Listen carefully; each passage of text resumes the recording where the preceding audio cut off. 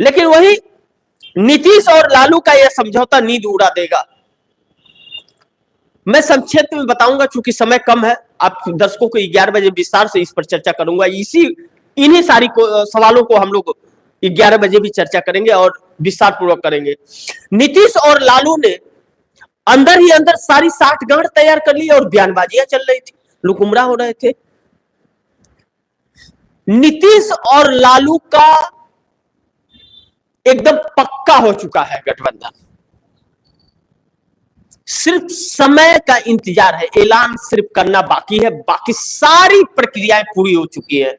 यह कहा जा रहा है कि राहुल गांधी से भी हामी भरवा दी गई है, लेकिन नीतीश कुमार के शर्तों पर नहीं, इंडिया गठबंधन की शर्त पर, क्योंकि राहुल गांधी इंडिया गठबंधन में नहीं आने देना चाह रहे थे नीतीश कुमार को, कह रहे थे नहीं, इनके ऊपर भरोसा नहीं है। नीतीश कुमार ने भरोसा दिलाया है, कहा जा रहा है कि भरोसा दिलाया कि मैं अब पलटी नहीं मार करके जाऊंगा, यह 5 साल मेरे आखिरी है राजनीति के, मैं शान से रहना चाहता हूं। और इसका वादा उन्होंने किया कि आपके पार्टी को कोई तोड़ फोड़ की कोशिश नहीं करेगा इंडिया गठबंधन में, यह राहुल गांधी ने कहा है, लोग कह रहे हैं, ऐसी खबरें निकल रही हैं। इस बीच जब इशारा होगा इंडिया गठबंधन का, तब नीतीश कुमार ऐलान और तुरंत 2 सेकंड में चले जाएंगे। कैबिनेट विस्तार को लेकर के भी अधेर में पड़ गई, अब चर्चा ही समाप्त हो गई। बिहार की कैबिनेट विस्तार होना था, वह समाप्त, कैबिनेट विस्तार नहीं हो रहा है और सभी लोग जल्द से जल्द अपने मंत्री अपने अपने कार्य समाप्त कर रहे हैं। चुनाव भी समय सीमा से पहले होने जा रहा है बिहार का, जबकि 2025 नवंबर में है, लेकिन पहले होगा। अब यह सारी चीजें क्यों हो रही हैं? कुछ तो है बात, और यह बात बड़ी दूर तक अब जा रही है। उधर नायडू भी संपर्क में है, लेकिन पहली ही रैली में निकल गई हवा जम्मू कश्मीर में गिरगिराऊ भाषण। जम्मू कश्मीर में प्रधानमंत्री नरेंद्र मोदी यह कह रहे हैं कि मुझे जेल में यह लोग डाल देंगे, इमोशनल कार्ड।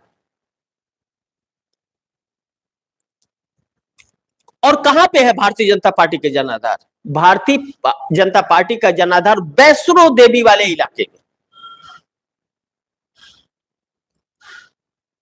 लेकिन वहां भी अब नरेंद्र मोदी को लेकर के बगावत है। भारतीय जनता पार्टी में भी बगावत, तो उसमें भी लोग टूट के पार्टी छोड़ दिए, इस्तीफा दे दिए, क्योंकि पैरासूट से लोगों को उतारा गया था, वहां के लोगों को टिकट नहीं दिया गया था। 28 सीटों पर भारतीय जनता पार्टी प्रत्याशी नहीं खड़ा कर पाई, निर्दलीय को समर्थन और सपोर्ट कर रही है। 28 सीटों पर, 90 सीटों का विधानसभा है, 28 सीटों पर प्रत्याशी नहीं मिले इसे। 28 सीटों पर प्रत्याशी जिसको नहीं मिल रहे, वह सरकार बनाने की बात कर रहा है। सोचिए जरा कितनी गंभीर है यह चीजें। यह हाल है भारतीय जनता पार्टी का कि इसको प्रत्याशी नहीं मिल रहे। हरियाणा में भगदड़ मची है, जम्मू कश्मीर में भगदड़ मची है, महाराष्ट्र के अंदर भारी टूट हो रही है, शुरू हो चुकी है टूट, लोग छोड़ के जाना शुरू कर चुके हैं। और शरद पवार जैसे लोगों को कहना पड़ रहा है कि हमारे पास टिकट नहीं है भाई, कांग्रेस कर रही है, हमारे पास टिकट नहीं बचा है, आप आ सकते हो लेकिन टिकट मिलेगा इसकी गारंटी नहीं है। भारतीय जनता पार्टी की हाल बहुत पतली है और भारतीय जनता पार्टी को अब नरेंद्र मोदी को समझ नहीं आ रहा है क्या करे क्या ना करे। और केजरीवाल पर उठने लगे सवाल, आम आदमी पार्टी बचेगी या समाप्त हो जाएगी?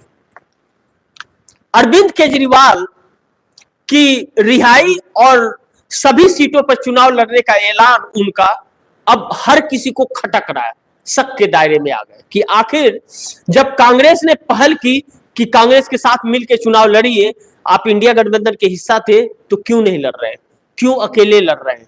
इससे यह साबित होता है कि आप भारतीय जनता पार्टी को फायदा पहुंचाने के लिए, जब अरविंद केजरीवाल जानते हैं कि उनका एक भी व्यक्ति चुनाव नहीं जीत सकता, तो वह क्यों, जिसका वोट प्रतिशत हरियाणा में 0.48% का है वोट परसेंटेज, वह व्यक्ति 90 सीटों पर चुनाव लड़ रहा है। क्यों? कांग्रेस के वोट को काटने के लिए। और भारतीय जनता पार्टी को फायदा पहुंचाने के लिए, क्योंकि भारतीय जनता पार्टी को वोट कम पड़ने वाले हैं। कांग्रेस के वोट कटे तो ही भाजपा जीतेगी, अन्यथा भाजपा नहीं जीत पाएगी। इसलिए कांग्रेस के अगल बगल अरविंद केजरीवाल, दुष्यंत चौटाला, मायावती, चंद्रशेखर आजाद, रावण, सबको और निर्दलीय सबको खड़ा कर दिया गया है। यह चीज आने वाले समय में पता चलेगा कितना भारी पड़ने वाला है भारतीय जनता पार्टी को, यह समय बताएगा। लेकिन यह तय है कि सारे इनके षड्यंत्र विफल हो रहे हैं। अरविंद केजरीवाल अपना जो बचा खुचा वजूद है वह भी समाप्त कर रहे हैं हरियाणा के अंदर अकेले चुनाव लड़के, क्योंकि कभी हां कभी ना 4+1 के फार्मूले पर तय हो गया था आम आदमी पार्टी से कि 5 सीटें देंगे इंडिया गठबंधन में। लोकसभा में 1 सीटें नहीं जीत पाए और विधानसभा में 5 सीटें दे रही थी कांग्रेस। इन्हें 20 सीटें चाहिए थी और कांग्रेस ने देने से इनकार किया।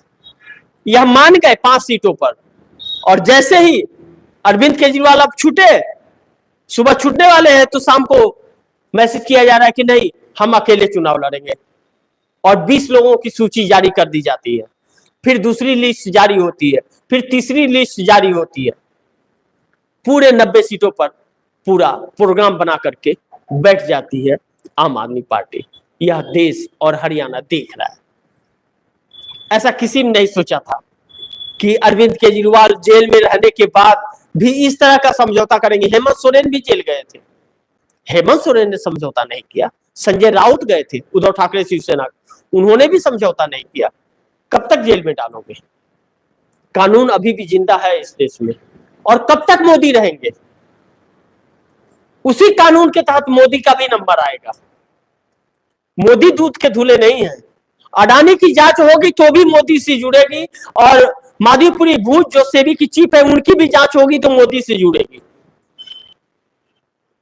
तो मोदी का कनेक्शन तो बहुत गहरा है, तो मोदी का भी नंबर आएगा। लेकिन इतने में हार गए और समझौता कर बैठे। यह क्या गुल खिलाएगा या तो 8 अक्टूबर को पता चलेगा। लेकिन आप दर्शकों के सामने अब सर्वे का बहार आने वाला है, और उसमें भारतीय जनता पार्टी को जिताते नजर आएंगे। वैसे ही जैसे 400 पार का नारा दे रहे थे, टीवी चैनल 400 पार का गाना गा रहे थे और आया 240, वही हाल होने वाला है हरियाणा और जम्मू कश्मीर के चुनाव में।